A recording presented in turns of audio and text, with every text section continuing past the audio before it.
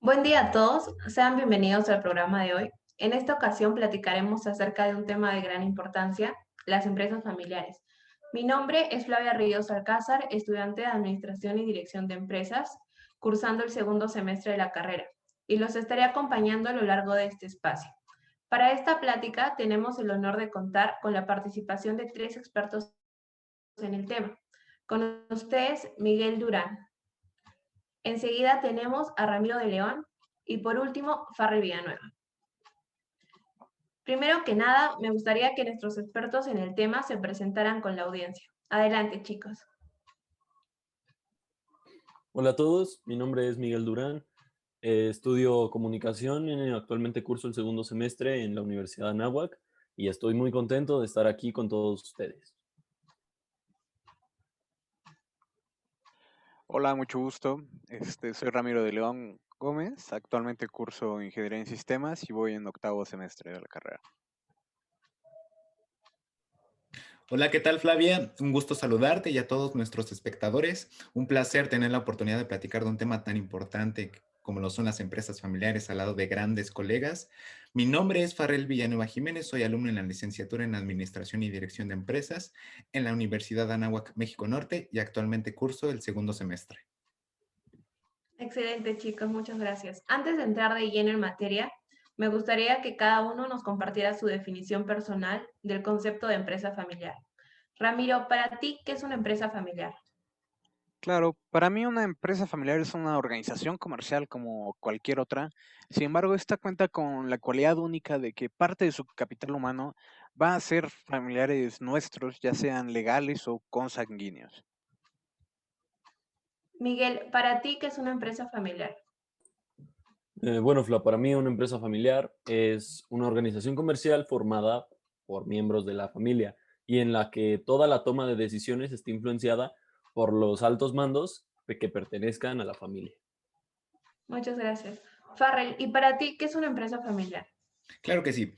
Para mí, para que una empresa pueda catalogarse como empresa familiar, debe reunir las condiciones expuestas en el modelo de las 3 Ps, que son propiedad, cuando la empresa está constituida por dos o más personas que sostienen una relación de parentesco directa y que reúnen la mayoría accionaria. Poder, es decir, que estas personas reúnan el 50% más una acción para poder validar una decisión importante. Y por último es el paso, que por lo menos esté incorporada la segunda generación en la empresa familiar y que se prevea a corto o mediano plazo el tema de la sucesión.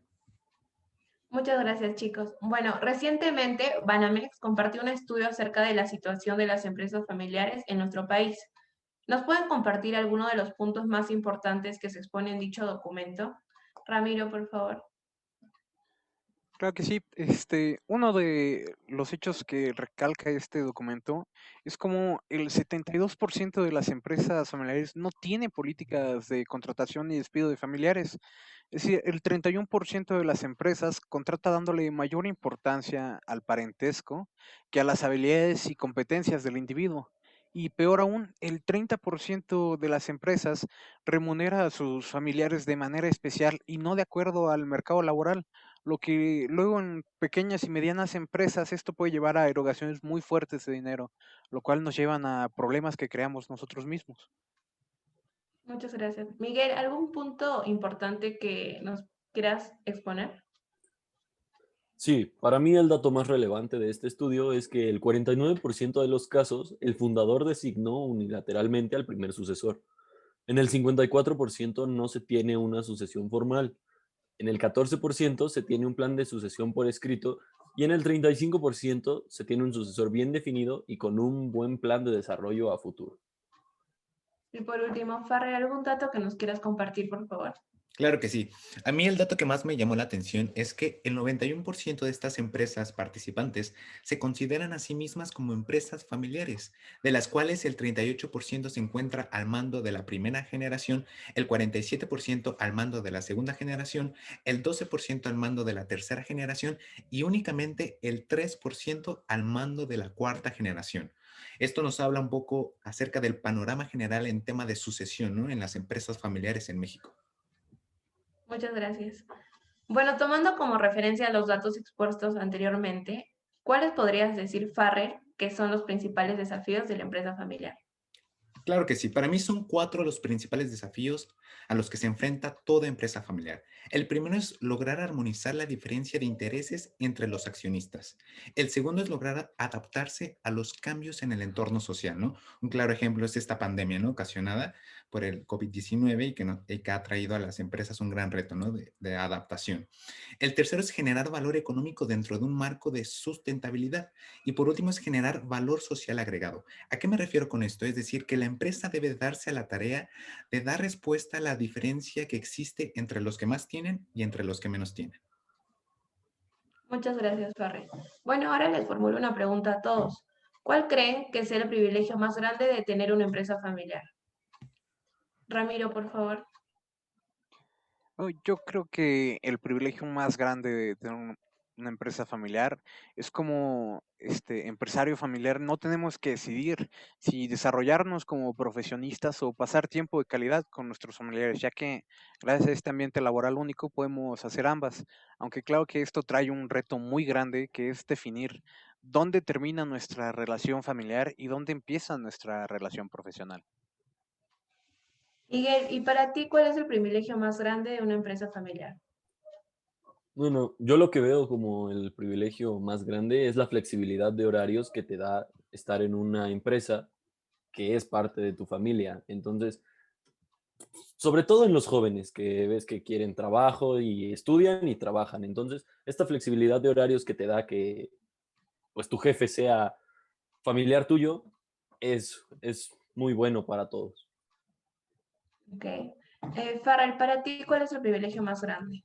Claro que sí, yo considero como el privilegio más grande el hecho de que el empresario fundador tenga la oportunidad de construir al lado de su familia un patrimonio que han de disfrutar las siguientes generaciones. Y qué mejor que hacerlo que siguiendo un mismo ideal.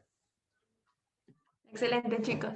Ahora, ¿cuáles son los factores de unión en la empresa familiar? Miguel, ¿nos podrías compartir un poco acerca de esto, por favor?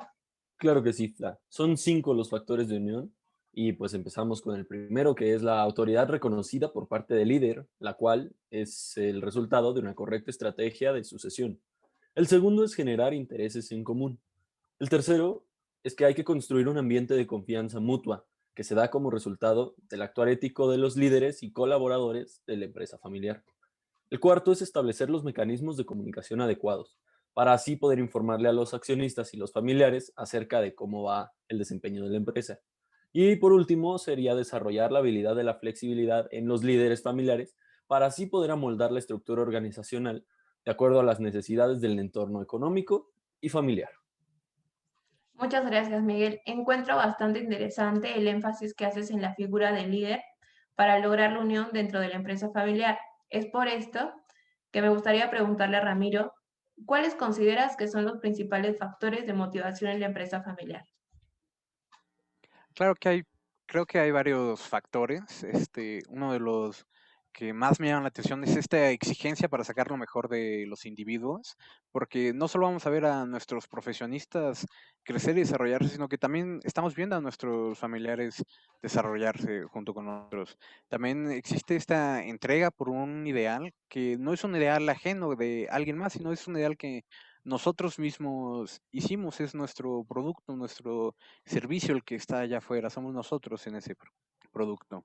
Y todo esto lleva a que el sacrificio de todo esto, de toda esta empresa, de todo este trabajo, sea más palpable para nosotros.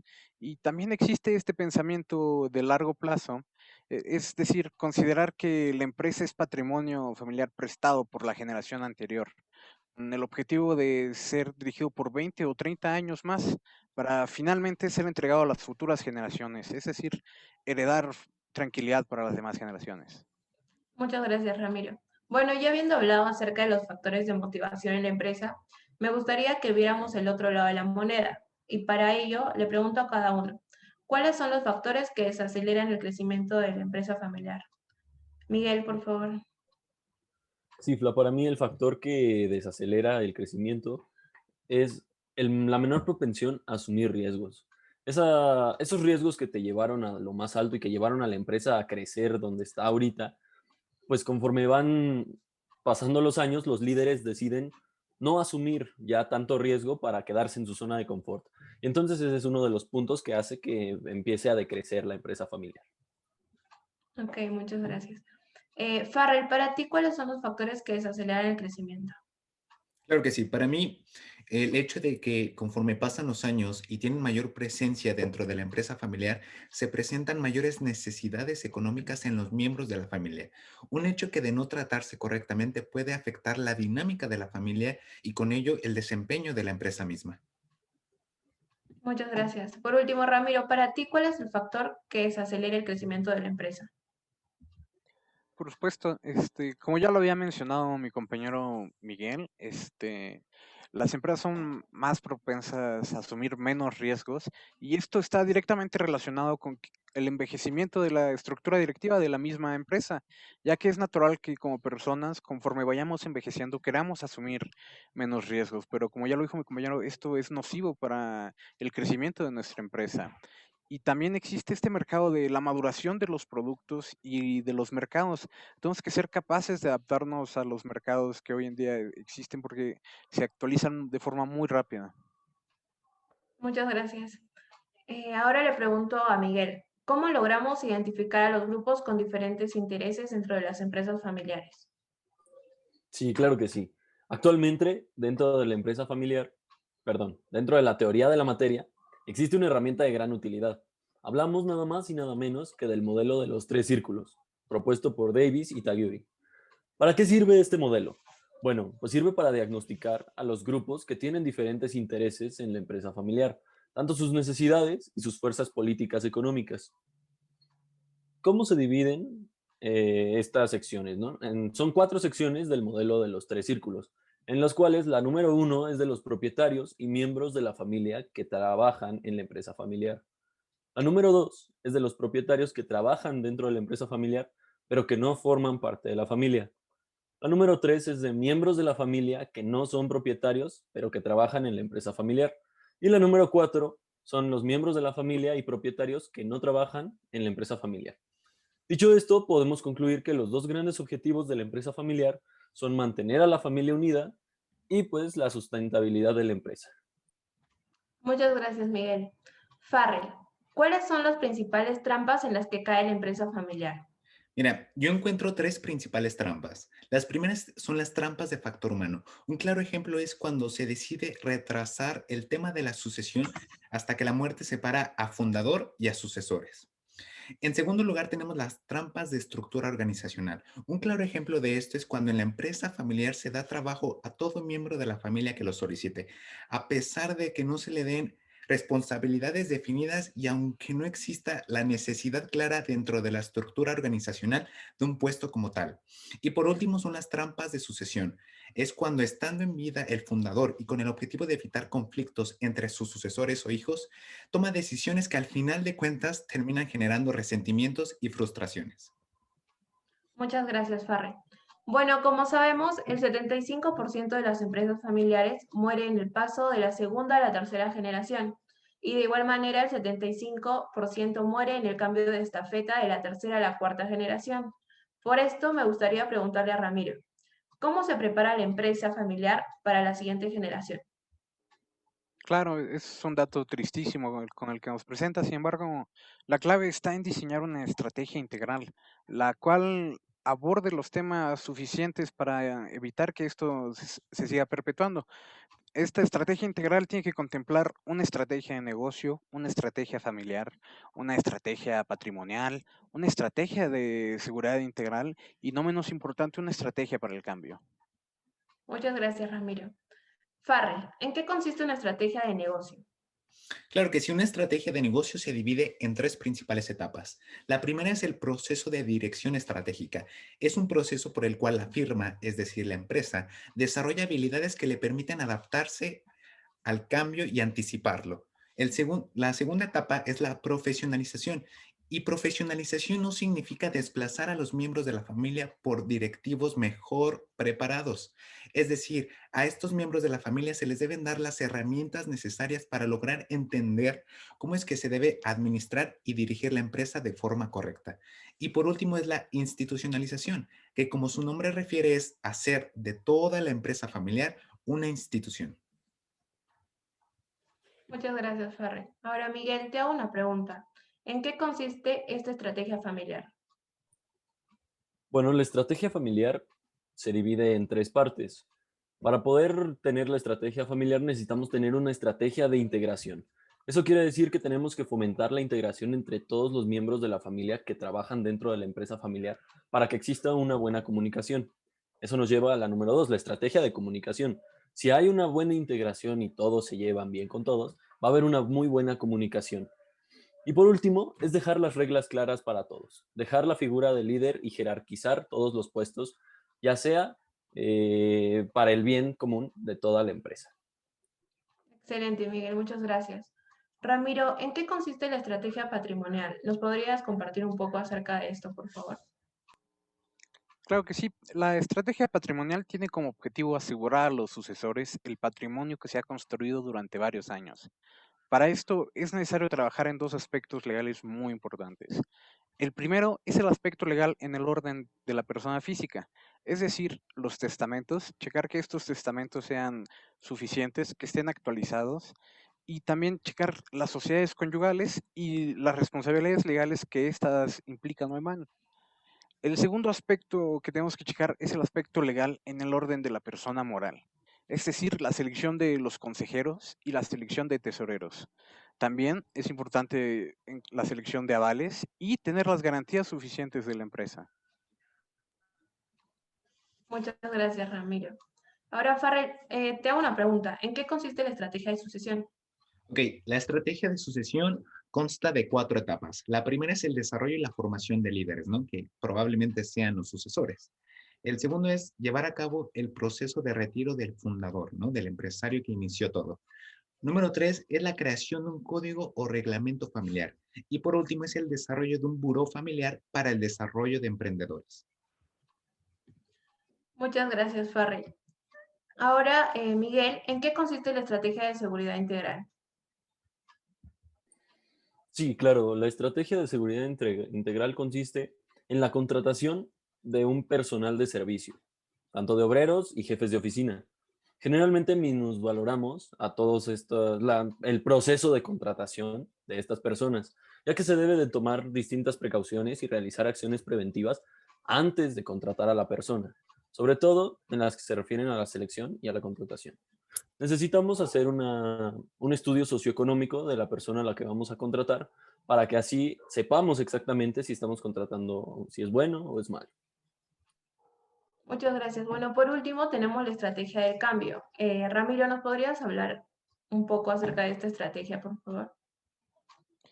Sí, mira, la estrategia del cambio tiene como principal objetivo generar acuerdos y compromisos con los miembros de la familia y altos directivos de la empresa. Esto es para conseguir el cambio deseado. Seguramente habrá resistencia al cambio, tanto en la empresa como en la familia. Sin embargo, un cambio planeado nos llevará al autocontinuo de la empresa, inclusive más allá de la tercera generación. Muchas gracias, Ramiro. Bueno, ahora hablemos un poco acerca del gobierno de la empresa familiar. Farrell, ¿cuáles son los principales órganos de gobierno? Qué bueno que haces esa pregunta, Flavia, porque está directamente relacionada con el tema de la institucionalización, ¿no? Del que ya hablábamos anteriormente. Y para que una empresa pueda ser una institución, deben de desarrollarse los 3 principales órganos de gobierno, que son el Consejo de Administración, el Consejo Familiar y siempre y cuando la empresa cotice en la bolsa, un Consejo de Accionistas. Muchas gracias. Bueno, Miguel, ¿cuáles son los beneficios de implementar un sistema de gobierno corporativo? Sí, Fla, los principales beneficios de tener un sistema de gobierno corporativo es que existe una mayor confianza entre los accionistas y los familiares.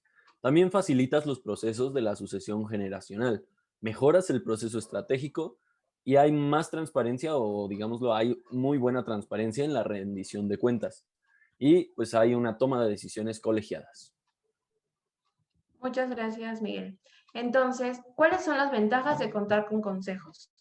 Ramiro, ¿nos podrías compartir? Por supuesto, bueno, tenemos varias ventajas de contar con nuestros consejos. Dentro de ellas es que se pueden tomar decisiones más objetivas y sin compromisos. Los consejeros pueden proporcionar información especializada acerca de áreas específicas de la empresa, lo cual ya nosotros no tenemos que volvernos expertos, ya tenemos a nuestros expertos para tomar decisiones más informadas. Ahora, estos consejos también nos pueden dar una crítica sana y esta crítica se va a hacer específicamente para tomar mejores decisiones en el futuro. También el proceso de dirección estratégica comienza en la junta del consejo. Muchas gracias. Ahora, Farrell, ¿cuáles son los factores de éxito en los consejos? ¿Nos podrías hablar un poco acerca de ello, por favor? Mira, yo encuentro tres que son de los más importantes. El primero es agendar las fechas de las juntas de consejo para todo el periodo fiscal, es decir, realizar un calendario preciso y detallado de cuándo se han de tener estas juntas de consejo. Número 2. Enviar la información a los consejeros en tiempo y forma por lo menos 15 días antes de que la junta se lleve a cabo. Y número 3. Dar inicio a la junta leyendo la orden del día, es decir, todos los temas a tratar a lo largo de la junta, la minuta del acta anterior para revisar este tema de responsabilidades, quién va a hacer qué, etcétera, el reporte de director y por último, el reporte de resultados. Muchas gracias, Farrell. Ahora, por último, ¿podrías contarnos un poco acerca de cómo estos gobiernos cambian cuando la empresa cambia de generación? Ramiro, por favor. Claro que sí, con gusto. Típicamente en una empresa, nuestro director general le va a reportar directamente a un consejo administrativo. Sin embargo, este consejo en una empresa familiar va a ser diferente, ya que el director general le va a reportar a este consejo que va a estar conformado no solo de administrativos, sino que también va a tener múltiples líderes familiares y también va a estar conformado por consejeros invitados de la misma familia. Muchas gracias, Ramiro. Muchas gracias, chicos. Bueno, concluyendo con nuestra participación, quiero agradecerles por su atención y tiempo prestado, esperando que esta plática sea de gran ayuda para todos aquellos que tienen una empresa familiar o tienen contemplado desarrollarla. Chicos, ¿algo que deseen y quieran agregar para ya finalizar con esta plática? A mí me gustaría agregar que, pues, sabiendo que en México casi todas las empresas son familiares, hay que capacitar a las nuevas generaciones para poder tomar las riendas de esta empresa familiar y que así no se pierda y no quiebre la empresa en la tercera generación como generalmente sucede. Sí, yo estoy totalmente de acuerdo con mi compañero Miguel. Creo que México tiene muchísimo potencial para desarrollar muchas más empresas familiares y creo que la propagación de este material y este conocimiento va a jugar un papel clave en ese hecho. Bueno, a mí me gustaría agregar que a pesar de que tratamos muchísimos temas a lo largo de esta plática, no por ello el tema de la empresa familiar y su desarrollo debe verse como algo que debe dar miedo, ¿no? Sino todo lo contrario, debe verse como una de las más grandes experiencias que puede tener cualquier persona. Excelente, muchas gracias, chicos, por acompañarnos el día de hoy. Que tengan un buen día. Gracias, Flavia. Un saludo. Gracias, Paula. Bye. Hasta luego.